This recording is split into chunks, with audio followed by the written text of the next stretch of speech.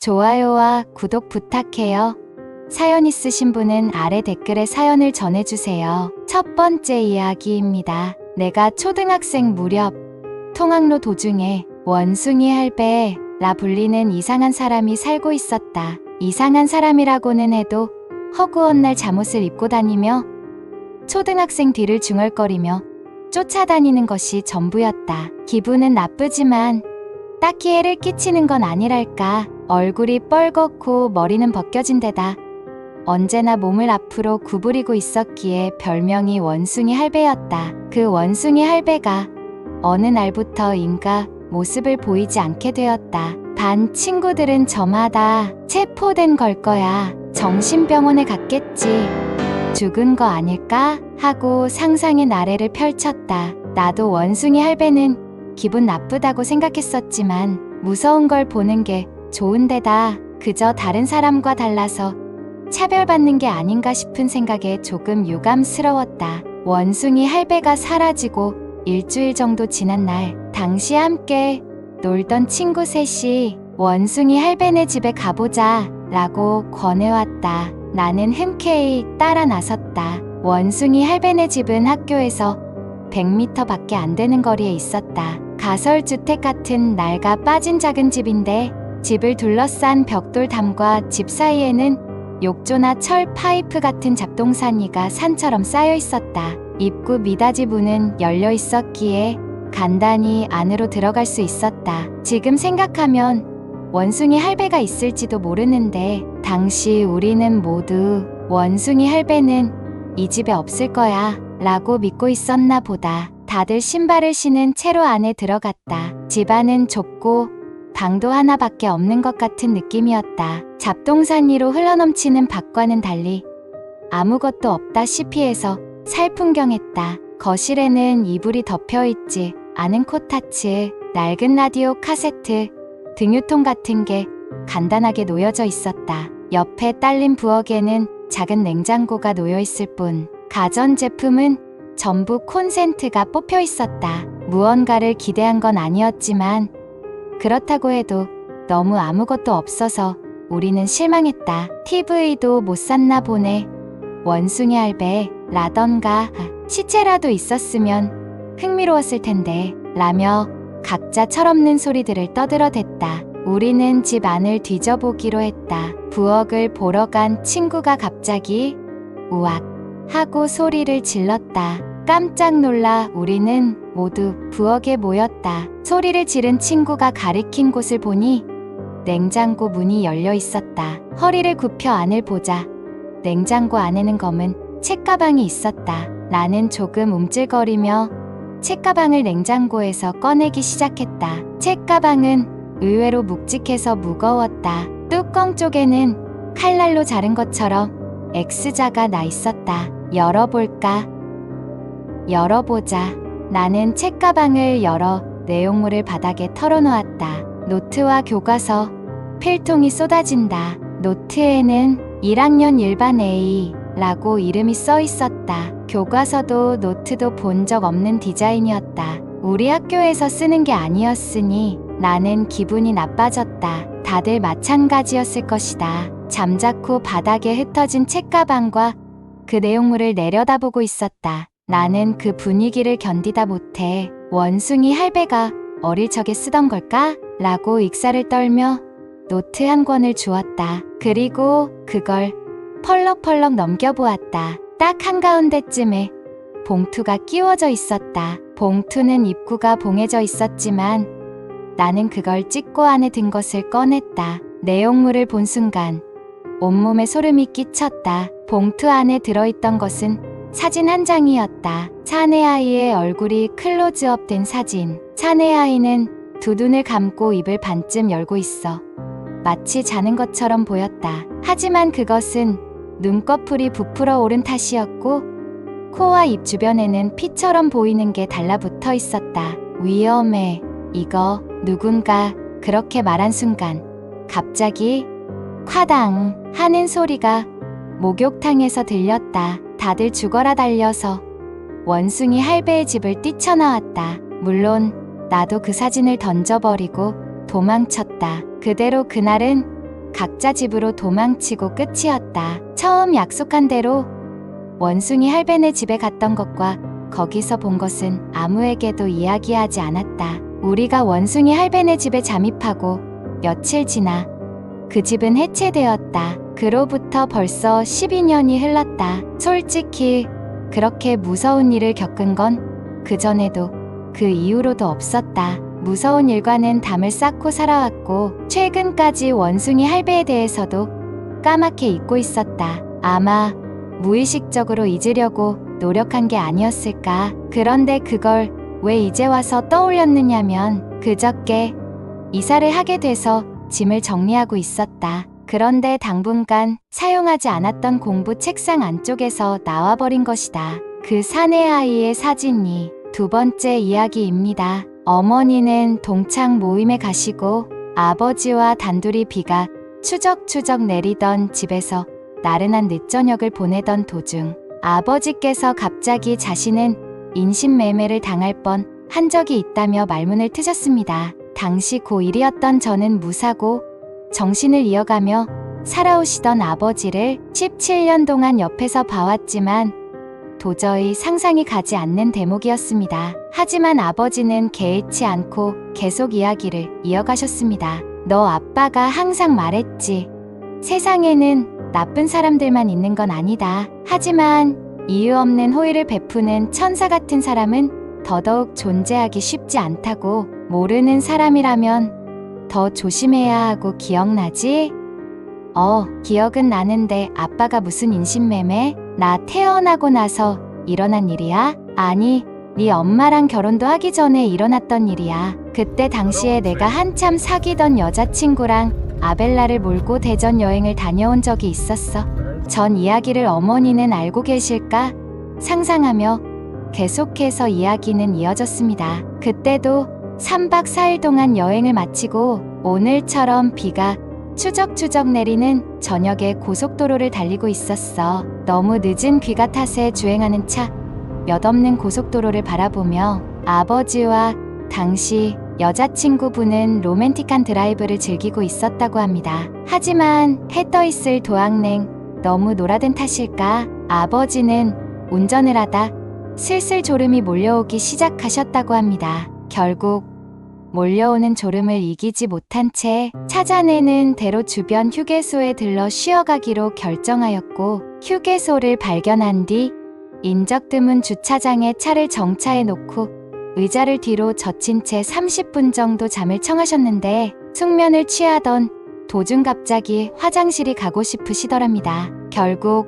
조수석에 함께 잠들어 있었던 여자친구를 뒤로 하고 아버지는 휴게소에 있는 화장실로 달려가셨습니다. 화장실로 달려가며 봤던 당시의 풍경에 대해서는 아버지가 설명해 주셨는데 드문 인적은 둘째치고 정말 의아한 느낌이 들 정도로 일반 승용차 혹은 택시나 그 무언가의 차량조차도 없었고 아버지의 차량이 주차되어 있는 곳 가까이엔 서너 대의 대형 트럭만이 줄줄이 정차되어 있었다고 합니다. 억지로 잠을 참아가며 보리를 마친 아버지는 음침한 휴게소를 보고 으스스한 기분을 느끼며 차로 돌아가려 하셨답니다. 그런데 그때 어떤 깡마른 남자 고등학생 한 명이 아버지의 앞을 막아서더랍니다.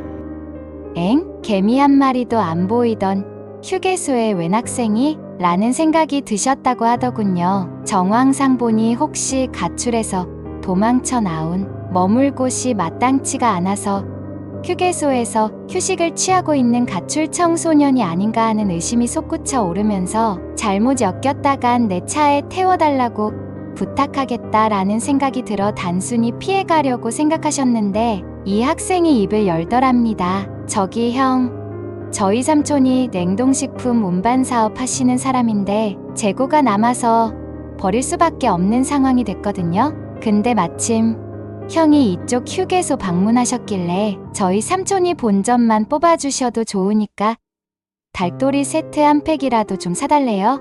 형이 지금 돈이 없는데 어떡하지? 다음에 기회되면 너희 가게 직접 찾아가서 구매할게. 형, 저희 정말 팔아먹으려고 장난하는 게 아니라 남는 제품들이 아까워서 그래요. 밥값 정도만 주셔도 좋으니까 제발 한 팩만이라도 사주세요. 네, 그 어느 누가 듣더라도 충분히 혹할 수 있는 멘트였으나 아버지는 차에서 기다리는 여자친구도 있고 상황도 여의치 않으니 적당히 돌려보내려는 심정으로 저기 미안한데 형이 지금 여자친구랑 같이 와 있어서 빨리 돌아가 봐야 하거든. 너희 가게 상호명이라도 알려주면 형이 나중에 찾아갈게요. 라며 학생을 설득하셨답니다. 그런데 이 말을 끝마친 순간 학생의 눈빛이 돌연 변하더랍니다. 여자친구랑 같이 왔어요? 아버지는 순간적으로 그 학생의 뒤편에 쥐고 있는 손을 바라보게 되었는데 그 학생이 뒤쪽에 쥐고 있는 손으로 무언가 사인을 보내는 것 같은 느낌을 받으셨다고 합니다. 그때부터 상황이 급박하게 돌아가기 시작했습니다. 야이 CX세 X야, 너 지금 뭐 하는 거야? 저희 아버지는 현재 50을 바라보는 연세이심에도 동네 운동하는 청년들은 가뿐히 넘어설 정도의 체력과 몸을 가지고 계십니다. 당시엔 나이도 젊고 체격도 좋은데다가 평소 꾸준히 운동까지 하시던 시절이었으니 고등학생이 판단을 돌린 것도 어느 정도는 저로서 이해가 가더라고요. 그러자 학생이 표정에 웃음기를 띄운 채 필사적으로 아버지를 막아서며 형, 내가 어렸을 때부터 손가락 신경계 쪽에 장애가 있어서 나도 모르게 손이 떨린 거야. 형 안 살 거면 나 그냥 갈게. 진짜 오해하지 말아줘. 일 크게 만들지도 말고 그냥 장사치일 뿐인데 괜히 쉬다 가려는데 방해한 것 같아서 미안해. 나 정말 그냥 트럭으로 돌아갈게. 라며 아버지를 안심시키려 들었다고 합니다. 그런데 이제 와서 이성적으로 판단해 봤을 때는 이 학생이 던진 말들이 가머니설이 맞거나 행여 아니더라도 당장 여자친구의 안위를 살피러 차로 돌아가는 것이 급선무인데 당시 상황과 분위기에 묘하게 압도되었던 탓인지 아버지는 학생의 말에 설득당하여 휴게소 화장실 맞은편 계단에 앉아 담배를 피우며 차량을 정차해 놓은 방향으로 응시하고 있었다고 합니다. 심지어 아버지께서는 야, 아들아, 근데 생각해보니까 그때 내가 손가락 제스처에 대해서라든지 그 어떤 것도 묻지를 않았는데 대체 어떻게 자기 손을 보고 내가 의심하고 있다는 걸 알아챘을까? 라며 후회 섞인 말투로 이야기를 이어나가셨습니다. 그리고 차에 가셨던 아버지는 여자친구가 잠에서 깨어있는데 이제가 잠에서 깬 사람치고는 형용할 수 없는 무언가의 위화감이 느껴지셨다고 합니다.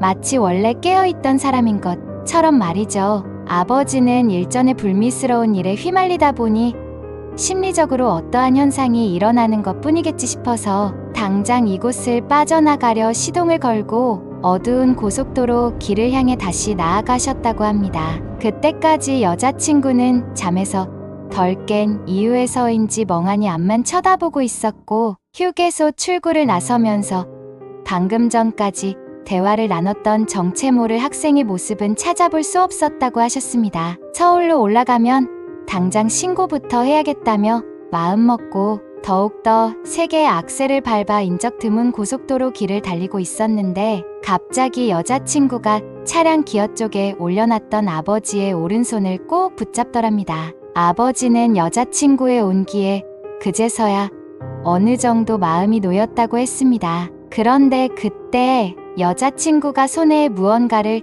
조심스럽게 손가락 끝으로 적어나가기 시작했답니다. 아버지도 무언가를 본능적으로 직감하고 조용히 앞을 바라본 채 주행을 계속하시고 계셨고 여자친구가 손에 쓴 글씨가 D라는 걸 알아챘을 때 재빨리 사이드미러를 살피셨지만 사이드미러엔 아무것도 보이지 않았습니다. 그러다 문득 고개를 돌려 뒤를 돌아보는 순간 정체 모를 두 눈동자가 바로 자신의 코앞에 와 있는 것을 발견하시고는 기겁을 하며 차를 세우셨다고 합니다. 그것도 고속도로 한복판에서. 여자친구는 그제서야 참아왔던 비명과 함께 울음을 터뜨리기 시작했고 아버지는 뒷좌석에 앉아있는 어둠에 가려 보이지 않는 정체 모를 남성의 갓길에 차를 세우라는 지시에 따라 차를 세운 후 그제서야 차량의 조명등을 켜고 남성과 조우하셨다고 합니다. 아버지는 아직도 그 남자의 옷차림, 생김새 등이 또렷하게 기억이 나는데 남자는 덥수룩한 머리에 남색 저지를 입고 나이는 30대 정도로 보이는 어렴풋이 봐도 꽤 덩치가 있어 보이는 남자였다고 합니다. 남녀간에 평생 낙원으로 떠나고 싶지 않아 배도 타고 둘이 오순도순 새참도 먹고 땀 흘리며 일해도 사랑하는 사람과 항상 함께하고 조용히 가면 아무도 안 다치는 거지. 남자는 이러한 알 수 없는 말을 늘어놓기 시작했는데 딱 들어봐도 인신매매를 포장하여 아버지와 여자친구를 제 발로 예행하라는 뜻의 문맥이었다고 합니다. 여자친구는 조수석에서 두 귀를 가리고 두려움에 떨고 있으니 대책조차 서지 않던 아버지는 이 여자는 힘이 없으니 나라도 혼자 데리고 가라는 기사도 정신을 발휘하셨고 남자와 단둘이 차에서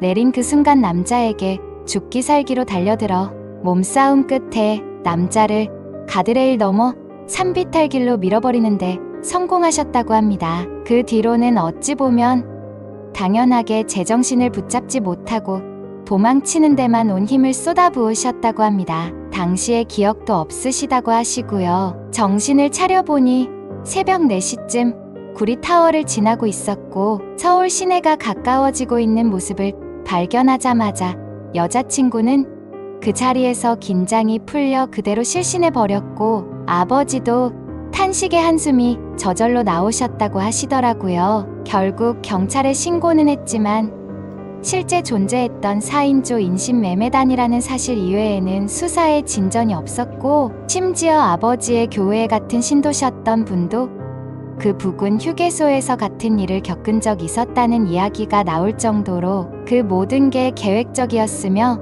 생각보다 오랜 시간 이어졌다는 걸로 추정된다고 하셨습니다. 하지만 아직까지 드시는 의문은 대체 그 인신매매범이 커플을 납치할 생각이었다면 왜 일행 중 혼자만 차에 숨어들었나 이것입니다. 아직도 의문점이 많았던 그날의 사건은 아직까지도 소름 돋는다고 하셨습니다. 마지막으로 아버지는 이러한 말씀을 하시며 이야기를 끝맺으셨습니다. 아들아, 확실한 한 가지는 귀신보다 사람이 훨씬 무섭다.